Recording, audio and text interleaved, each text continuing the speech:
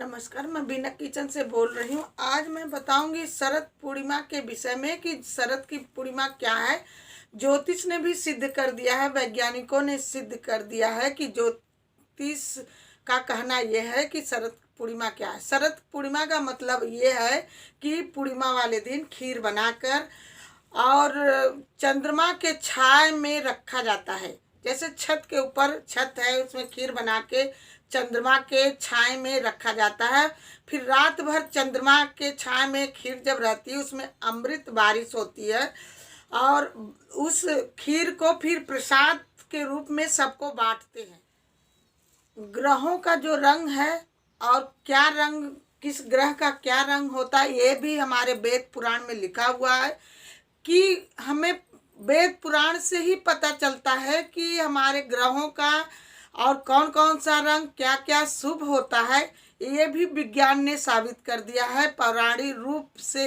हम जब खीर बनाकर छत के ऊपर रखते हैं चंद्रमा के छांव में किसी छलनी से ढक के, उसमें अमृत जब बरसता है अमृत वेला में, तो वो खीर खाने से प्रसाद के रूप में बांटने से जो जो वो खीर खाते हैं, हमारे जो रोग होता है वो नष्ट हो जाते हैं। हमारे शरीर को कोई रोग नहीं लगता है।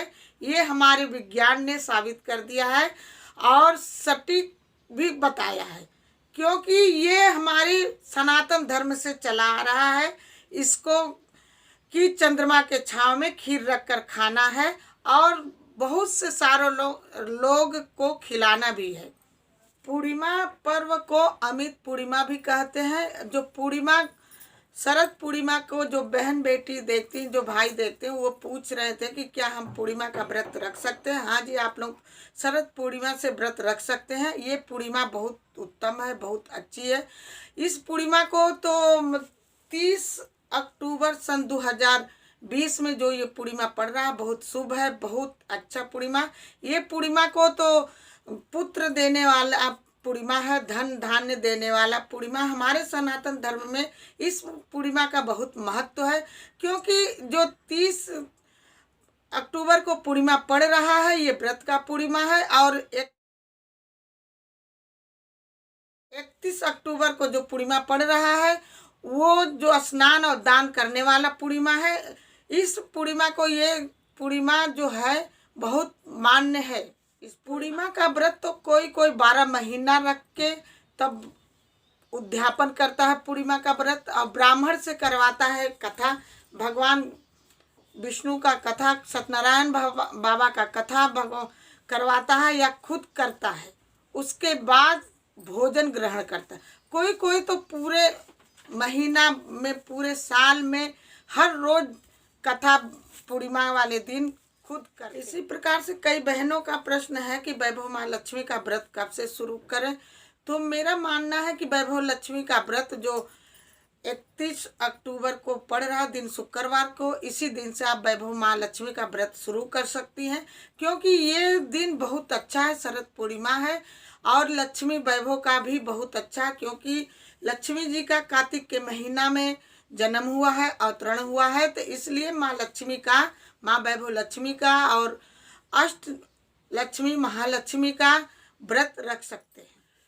क्योंकि ब्रह्म मुहूर्त में उठकर तुलसी जी का स्नान भी करना चाहिए और उनको जल भी चढ़ाना चाहिए, दीपक भी जलाना चाहिए, और शाम को भी घी का दीपक तुलसी जी को जलाना चाहिए और पूरा 1 महीना करना चाहिए। और लास्ट वाले दिन जैसे पूर्णिमा, अगली पूर्णिमा आए, जब कार्तिक का पूर्णिमा है, तो उसमें ये गुरु पूर्णिमा होती है। इसमें हरिद्वार में स्नान करना चाहिए, गंगा स्नान करना चाहिए, तुलसी जी का विवाह भी होता है और पंडित को बुलाकर अपने घर में कथा करना चाहिए। तुलसी जी को दान दक्षिणा ब्राह्मण को देना चाहिए, और पंडितों को भी दान देना चाहिए और पंडितानी को भी देना चाहिए, जोड़ा से ही दान देना चाहिए। ये बहुत फलित है, हमारे सनातन धर्म में ही ऐसा होता चला आ रहा है। क्योंकि हमें पूर्णिमा स्नान करना चाहिए। यहाँ तक कि तुलसी जी का, जैसे गांव में है तुलसी, मिट्टी का मकान है, मिट्टी का जमीन है, तो गाय के गोबर से लीप के चौरा बनाना चाहिए और चौक पुरना चाहिए तुलसी जी के सामने। ये बहुत शुभ है।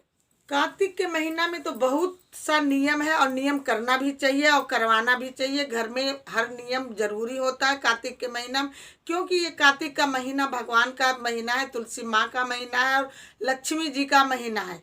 क्योंकि इसमें जो हम पूजा पाठ करते हैं, कहते हैं यहाँ कि कोई एक चीज़ छोड़ भी देना चाहिए। जैसे हम नमक छोड़ दें तो नमक छोड़ने का मतलब है एक महीना नमक न खाना, हम बीमार पड़ जाएंगे, कमजोरी आ जाएगी। तो इससे अच्छा है कि हमें एक महीने में जो इतवार पड़ती है, 4 इतवार पड़ती है, तो हम 4 व्रत रख लें और अलोना खाएं। उसमें नमक नहीं खाना चाहिए व्रत वाले। जैसे कार्तिक के महीने में जो व्रत इतवार पड़ता है, रविवार पड़ता है, तो उसमें हम नमक नहीं खाएं और दान दें। जैसे हम सीधा दान दें, जब हम व्रत रखते हैं तो अपने हिस्से का कार्तिक के महीने में वो 4 इतवार को दान देना चाहिए। ये अति फलदायी है और शुभ भी है।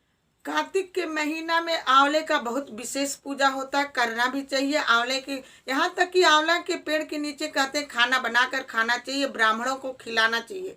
और हरि विष्णु का भी भजन कीर्तन करना चाहिए कार्तिक के महीने में, और अपने मन ही मन में बोलना चाहिए कि हे लक्ष्मी माँ, हरि विष्णु जी हमारे घर में आकर निवास करिए और हमें धन और धान्य, हमारे घर में बरसात हो, वर्षा हो।